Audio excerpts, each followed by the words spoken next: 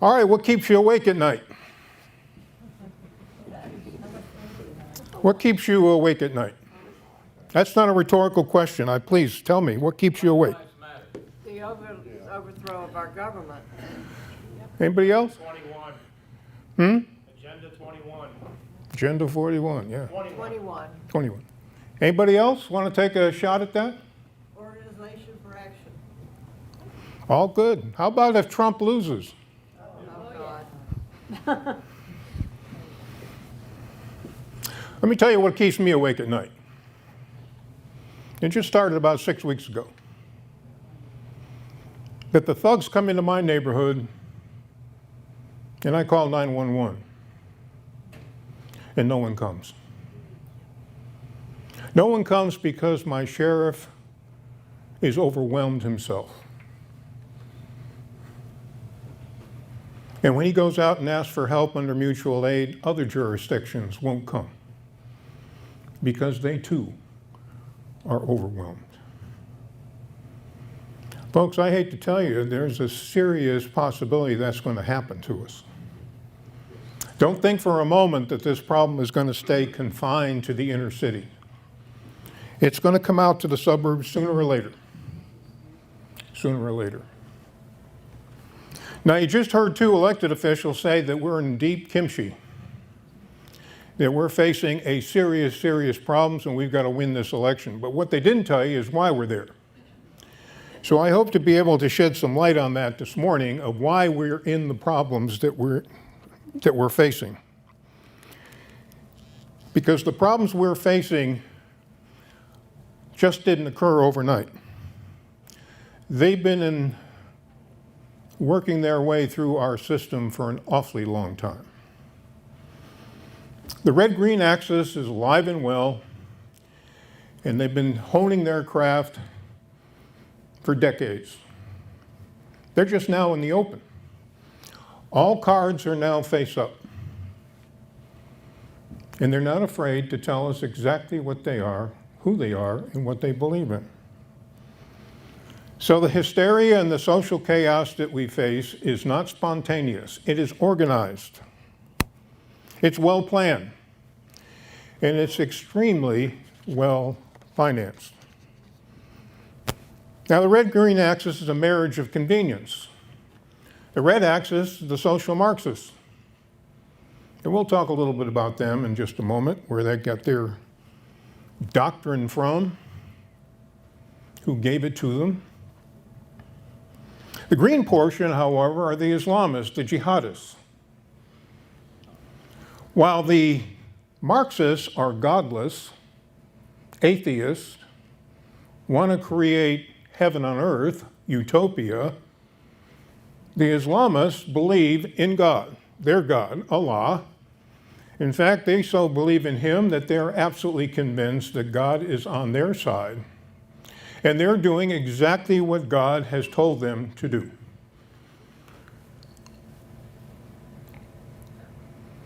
Two forces married to each other for convenience. Eventually, they're going to clash. But between now and then, they're going to clash with us. And we have to clash with them and deal with them. So what are their sources? Well, we know that the Communist Manifesto is one. The Antifa Manual is another. How about Alansky's Rules for Radicals? If anyone has ever read that, you know exactly what they're doing today is all spelled out in that book, and you know who he dedicated it to Lucifer. How many of you have ever heard of Prairie Fire? Prairie Fire, the doctrine of the Weather Underground, written in the 60s, authored by Bernardine Dohrn and Billy Ayers. How many of you know that the 2016 Democratic platform adopted Prairie Fire? And you're going to find that they're going to adopt it again this year. How to subvert the Constitution of the United States.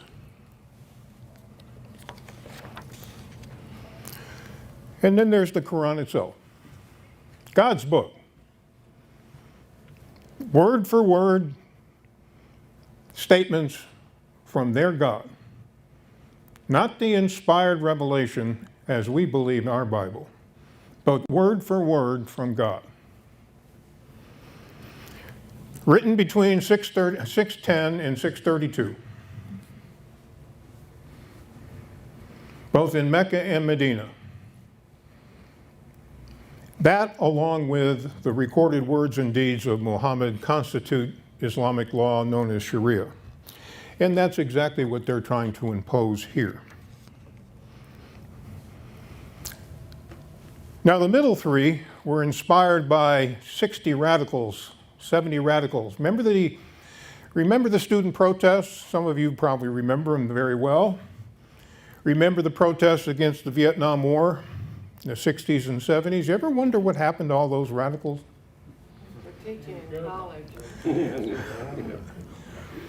Do you think they just went away? No.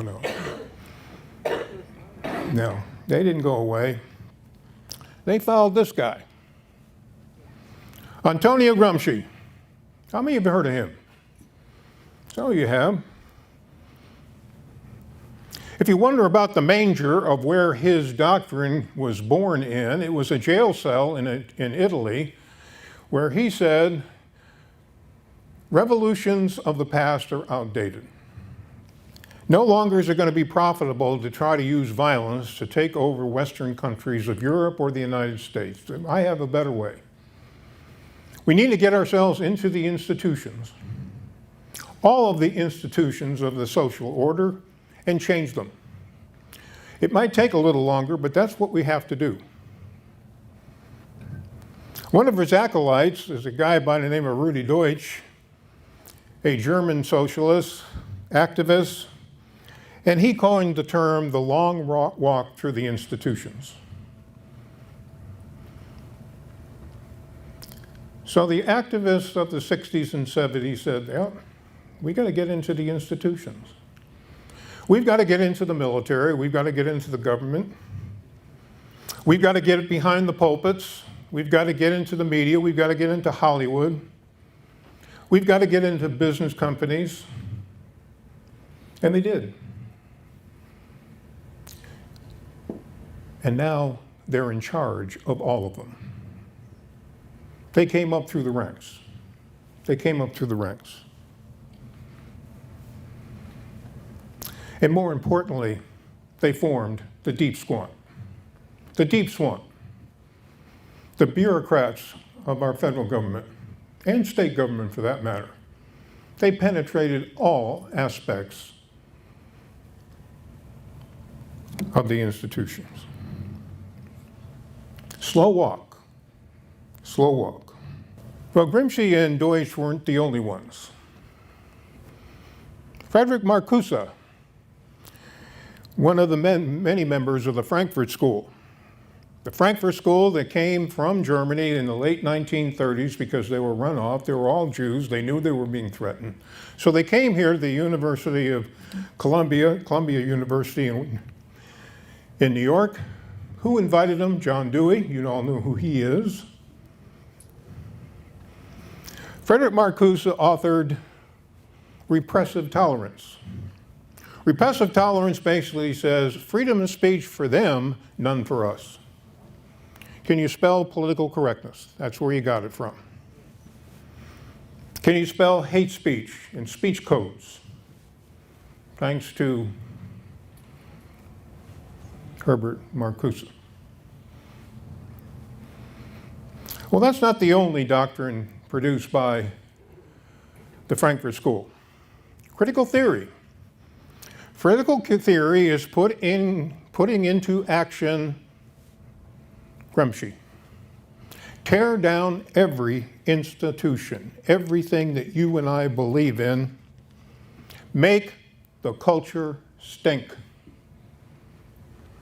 Tear down families, tear down the flag, tear down the rule of law. Whatever it is, tear it down. Nothing stands. Nothing is sacred anymore except what we believe in, and we will replace all of that. all of that. So today we face tearing down the statues, don't we? And who first told us to do that? Marx. Marx. I submit to you, it's just not the Confederate statues they want to tear down. They want to tear them all down. They want to ruin our history, obliterate it, to the fact that we don't have any left. None left. All of this to be replaced by culture of Marxism or Sharia. Take your choice. I told you, sooner or later, they're going to clash. They will have their way. So how about the Republicans? Are they staying in the way? Are they standing in the way? No. Let's take a look at a couple of them. Ron Johnson. James Langford. Do you know that they have just authored a bill to remove Columbus Day? And do you know what they're going to replace it with? Juneteenth. Two Republicans, instead of saying enough's enough, have capitulated to the threat.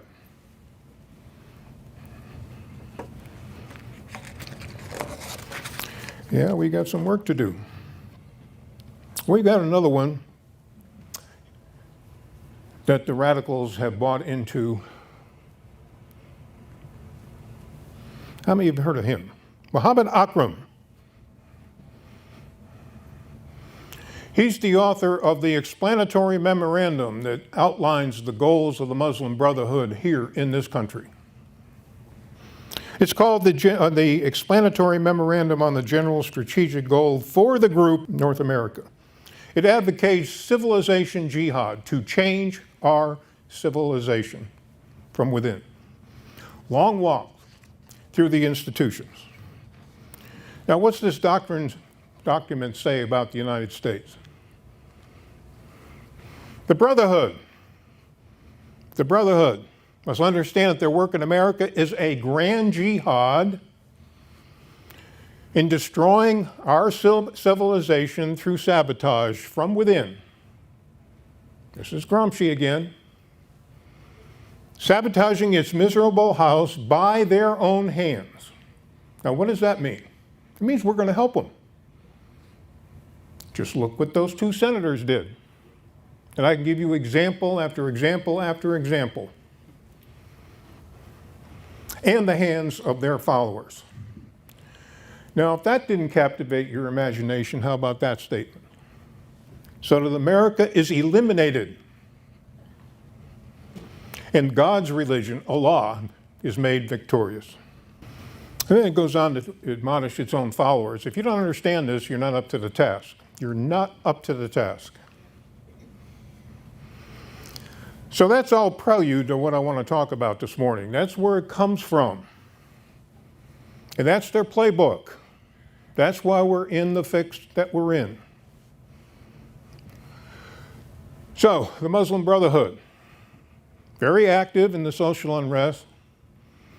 You all know who Soros is. He's funding it. He's behind it, but he's not the only one. We'll talk about some other funders in a moment. He hires protesters. I told you it's not spontaneous. Advertises on Craigslist. Let's take a look at when the protests really started against Trump. You have to go back to his campaign of 2015, 2016, and who was against him. Chicago University Muslim Student Association organized the protest. Now, who's the Muslim Student Association? It is the first Muslim Brotherhood front group that came to the United States in 1963. Has chapters on over 700 colleges, campuses, and universities, many right here in Georgia. And they're pushing this agenda on our college campuses. Pushing it. Censoring out anyone who would dare talk against Islam. Supported by MoveOn.org and funded by the Council of American Islamic Relations. That is a Muslim Brotherhood front group here in this country. It's a front group for Hamas. It's an unindicted co-conspirator for funneling money to Hamas. And they're mobilizing minority students and using Craigslist also. And they've joined forces with the Black Lives Matter. So you see the axis coming together. That's what I hope you start to see. One of the activists on the other side, of the green side, is Khalia Sabra, close ties to the Muslim Brotherhood, is calling for a jihad, holy war here in this country. Holy war here in this country. So let's take a little closer look at the Black Lives Matter movement, who's adopted it. The National Director of the Council of American Islamic Relations, Nihad Awad, has said, Black Lives Matter is our matter. Black Lives Matter is our campaign. And there's Khalia Sabra again, pitching the same rhetoric, solidifying the red-green axis. Now, the Black Lives Matter movement is fairly young. If you remember what happened in Florida back several years back with the death of Trayvon Martin in 2013 at the hands of George Zimmerman, who was acquitted for that crime of murder. He was just protecting himself. Remember, Trayvon is the person that Barack Obama said would look just like my boy if I had one. So Black Lives Matter came about by the hands of Patrisse Cullors, Opal Tometi, Alicia Garza,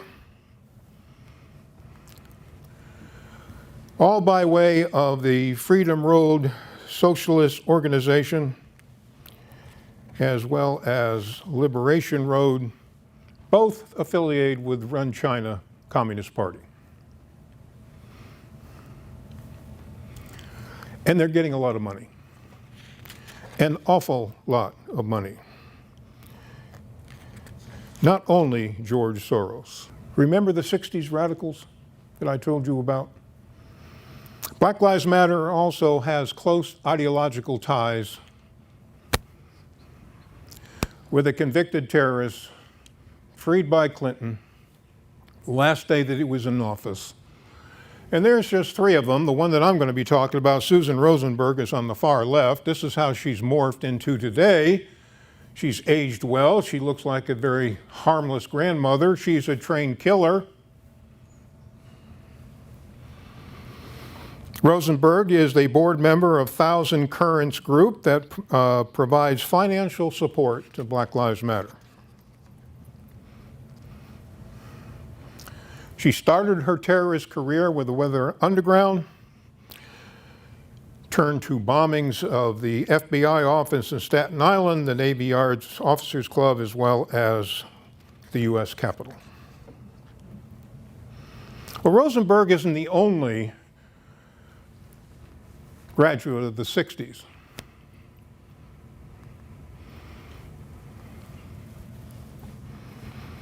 Asada Shakur, also known as Joanne Kesmaid, inspired the three founders of the Black Lives Matter movement. And anyone can tell me where she's holed up now? She's a fugitive in Cuba. She is the only female on the FBI's most wanted terrorist list. Guess what she also is? She is the only non-Muslim on the FBI's terrorist wanted list. The rest are all Middle Eastern terrorists. So she's wanted by the FBI. She killed a New Jersey state police officer. She came from the Black Panther Party and the Black Liberation Army of the 60s and 70s. So these are the inspirers, if you will, of the Black Lives Matter movement. More Black Lives Matter demands to destroy our institutions, all designed to divide us along racial lines. The Gatestone Institute recently published their agenda, Abolish Traditional Nuclear Family. Now, you would think the Black Lives Matter movement would be concerned about the black family, wouldn't you? Well, they're not. The black family is being destroyed. Over 75% of all babies, black babies, are raised not by their biological father. In fact, they're raised without a male role model. 75%. So I would say that the black family has been destroyed. The only lives that the Black Lives Matter group are concerned about are those unfortunate few blacks that might be killed by a white police officer.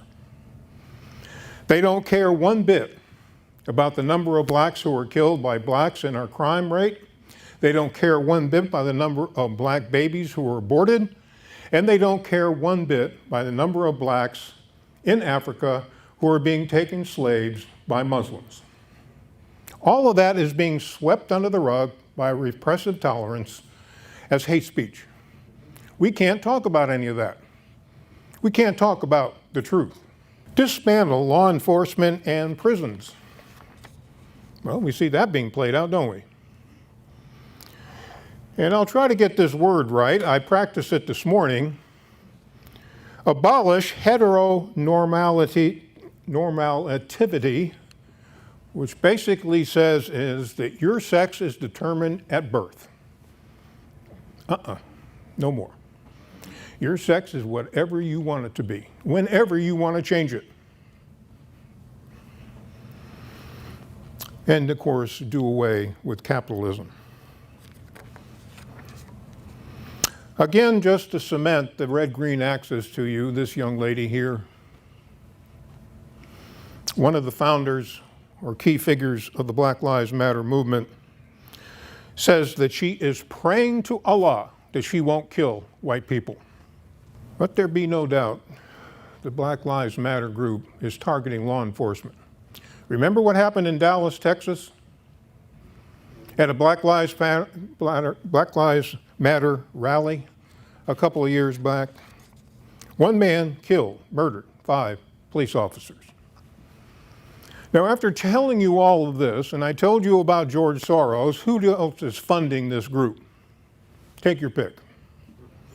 Take your pick. And we're not talking about nickel and dime donations. We're talking about millions. Millions are being funneled to this group to destroy us. To destroy us. Well, let's reorient now and we'll talk about Antifa. They're not as well organized as Black Lives Matter.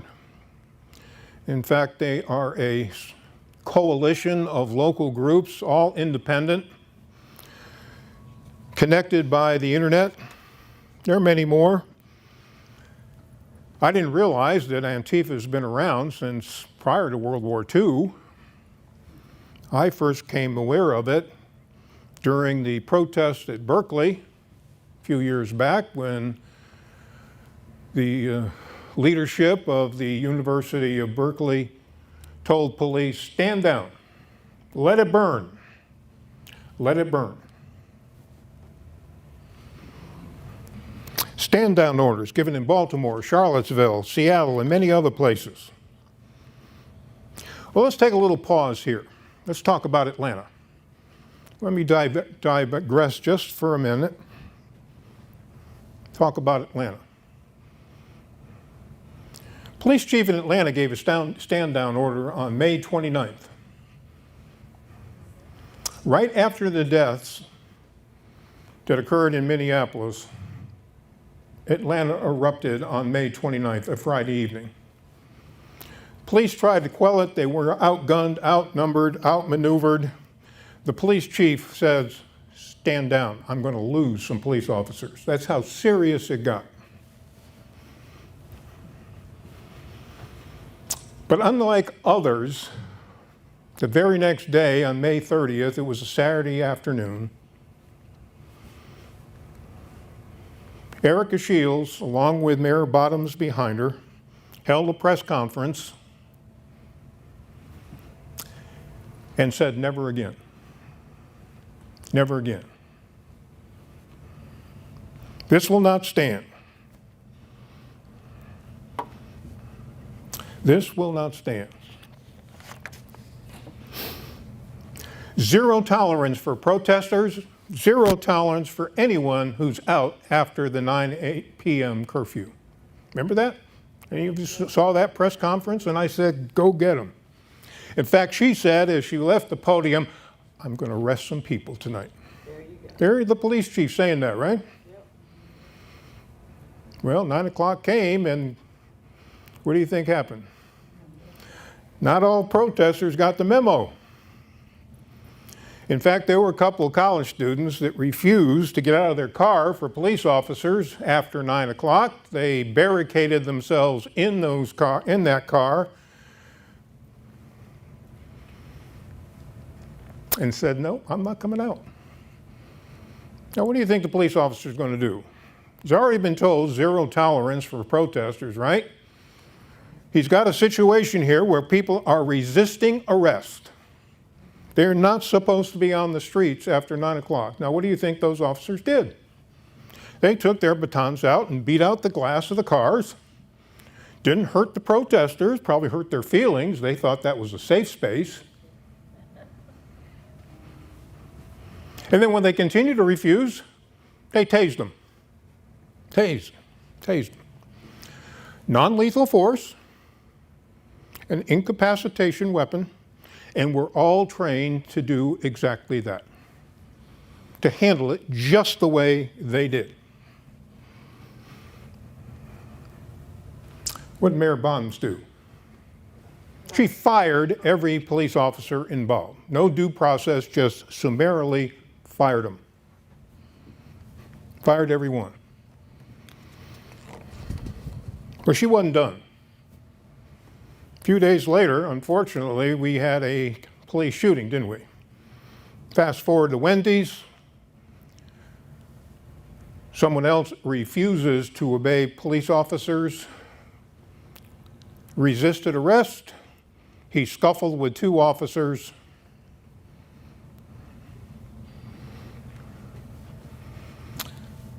Was able to take one of the tasers from one of the officers and ran, and then fired the taser back at the police officer. Now, he's not trained in how to use that taser. That's an incapacitation weapon, and had he hit the officer would have been down. He could have taken the officer's weapon and killed him. So the officer used deadly force, and he's authorized to do it. It was a good shoot. It was a good shoot. It was justified. It was justified, contrary to what the media tells you. My prediction is all these officers are going to be vindicated. They're going to get back pay, they're going to be rehired, and they're going to sue and get an awful lot of money from the city of Atlanta.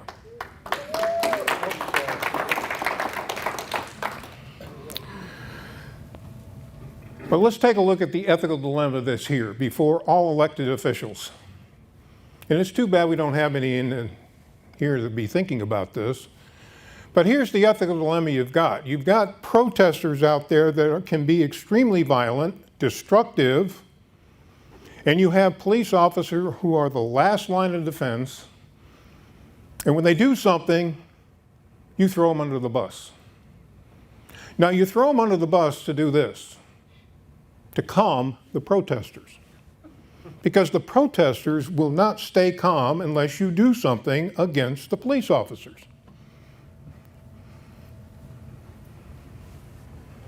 If you decide to exercise fairness, let the investigation play out, let the GBI conduct their investigation, well, then the protesters are going to get uneasy and they will be destructive. So police officers have become, at least in some of our cities, collateral damage. They're expendable. They're expendable. So we got the blue flu raging in Atlanta, Los Angeles, and other cities because officers know they're going to be sacrificed. Now, an unintended consequence of what Mayor Bottoms did is I talked to officers at the Cherokee County Sheriff's Office who were prepared to go to Atlanta to help out, and they said, never again will we go. Not after what the district attorney did. Charge someone with murder with no due process. No grand jury. No grand jury. Now, remember my rhetorical question that I asked you at the outset. What keeps you awake at night? And I told you what keeps me awake. Because I honestly think that that's going to happen. I had a meeting with my sheriff, Sheriff Frank Reynolds in Cherokee County. I've known him for years. We've worked together, got a level head. I said, Frank, what are you going to do when you get outgunned? When the inmates in this brand new jail behind us here are rioting, all 400 of them, calls for service are off the charts. You can't get any help under mutual aid. Where are you going to get some more help from, Frank? As a sheriff, you can deputize folks. You can mobilize folks. And we got to start thinking about this. Absolutely. If you had told me 6 weeks ago that we needed something like this, I would have laughed. It never dawned on me. It never dawned on me when I was the chief of police that that might happen. Or when I was with the Cherokee County Sheriff's Office that the sheriff then might have to deputize a bunch of folks to hold the line. I can't say that anymore. I can't say that anymore. Antifa, several local groups, and they're all armed, well-trained, they're violent. We know that, we've seen them. What you probably don't know is this. Members from Berkeley went overseas to receive training.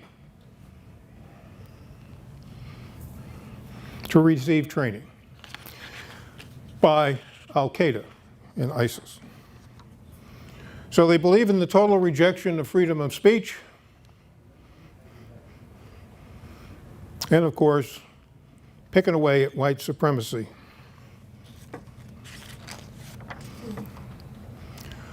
Unlike the Black Lives Matter group, this organization, Antifa, came about before World War II. The communists didn't get along with the fascists and didn't go along with the Nazis, and they were going at. That's why I say that eventually there's going to be a cleansing of themselves. But Antifa went dormant after World War II, but came back to life at the anti-World Trade Center protests in Seattle, as well as Occupy Wall Street back in 2011. Fast forward again to Atlanta, Stone Mountain. On July 4th, we had some demonstrators that entered the Stone Mountain complex.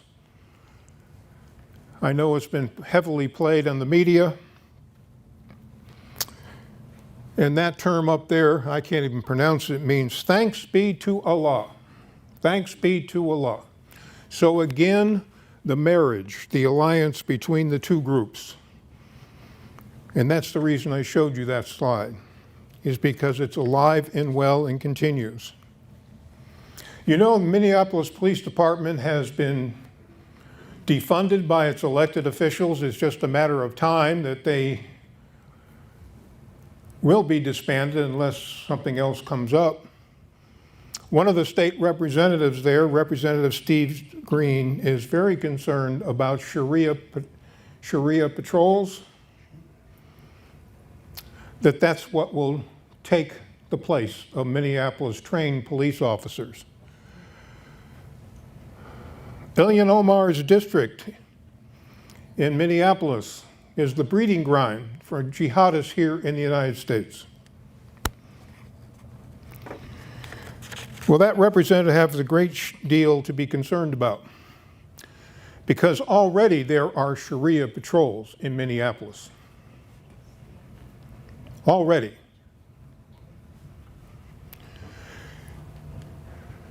And that's what's on his patch. The Ummah, the Muslim community. By the way, where does this man originally come from? Georgia. Walton, Georgia, right? There it is. Yep. Well, how about Sharia patrols, Muslim community patrols in New York City?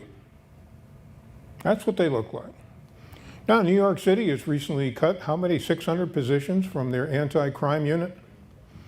So Mayor de Blasio has his own trained pool of patrol officers to take their place. So here we are. Most of our elected officials have no clue of what we're just talking about today. And it's a shame. Let me tell you one other thing. Some of you are talking about the military, some of you are talking about getting backed up by federal authorities, that sort of thing. Do you know that in 2011 and 2012, all federal training concerning the Islamic threat was purged? Was purged. It was eliminated. The truth was eliminated about the threat. Islam is just a religion of peace. That's what George W. Bush told us. That's what Barack Obama told us. Totally ignoring the doctrine, totally ignoring what's in the Quran. Islam has not been hijacked. There is 1,400 years of violence, conquest, a history record of what Islam has done to this world and what it is doing today in this world by killing Christians in a genocide throughout the Middle East. And where are the pastors over that? Where are our elected officials over that? So the Grand Jihad, the third jihad, there have been three of them, major jihad, major movements throughout the history of Islam. We're in the third one, started in 1928 with the birth of the Muslim Brotherhood, to bring Islam back to its original roots. And they have two ways of doing it. Overt violence, and we just had a couple of attacks at naval air stations, haven't we? Remember those? And what we're seeing now, the alliance between the Muslim Brotherhood and the red component of the red-green axis. The soft jihad, subversion, insurrection, whatever you want to call it. And both of those axes complement each other. The Muslim Brotherhood is saying, you have nothing to worry about from us. We all have concerns about termites in our home. We've got termites in our social structure right now. They've been there for an awfully long time, and they're all coming out in the open. So, by way of review, the Axis is alive and well. It's financed by George Soros and many others of corporate America. Muslim Brotherhood is well behind the protests. They're allied with the Black Lives Matter movement. And Antifa is linked to the Middle East terrorists. And lastly, our Democratic Party is inspired by prayer fire in adopting its provisions in the Democratic presidential directives. So, violence, they're prepared. Now, in case if I haven't going to cause you sleepless nights, I've got one more slide that might do that. And I don't have a lot of time to talk about it, maybe another time. But take a look at that. Sleeper cells have been coming across the southern border for years. They're here in our midst. There are hundreds, if not thousands, of them waiting for orders. They're hardened Hezbollah, Al-Qaeda, and ISIS surrogates. Just waiting. Just waiting. How many of you heard of the Jamaat al-Fukra camps? 23 of them throughout the United States. We have two in Georgia, don't we? Yep. So, only a coalition of Marxists and Islamists can destroy America. Who said that? Carlos the Jackal. Joseph Stalin said, have to go after the immune system. Tear it down. Tear it down. We've known it's been going on for a long time, folks. We've known this has been going on for a long time and nothing has been done to stop it. So while they sleep,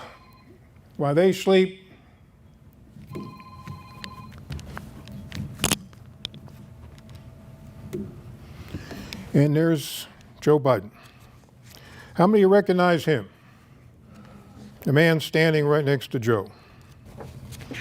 Member of the Muslim Brotherhood, former executive director of Engage USA. He's a member of the U.S. Council of Muslim Organizations that represents Muslim Brotherhood front groups and gets them elected in our Congress.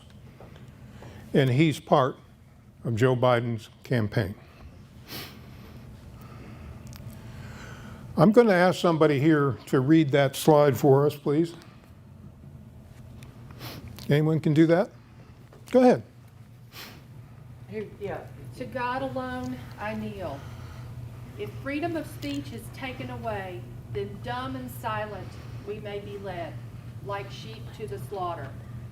But if the laws are to be so trampled upon with impunity, and a minority is to dictate the majority, there is an end put at one stroke to the Republican government, and nothing but anarchy and confusion is to be expected thereafter. Truth will ultimately prevail where there are pains to bring it to light. George Washington. Well, maybe that's why they're trying to get rid of his statue. And while that goes on, FBI agents in Washington, D.C. recently kneeled before the protesters. Did you know that? And then they turned around after they knelt and they applauded the protesters, the anarchists. Christopher Wray can be very proud of his new FBI. Folks, I know I'm gone a little bit long, but it has been my privilege to be here today. I hope this has been informative to you. Thank you very much.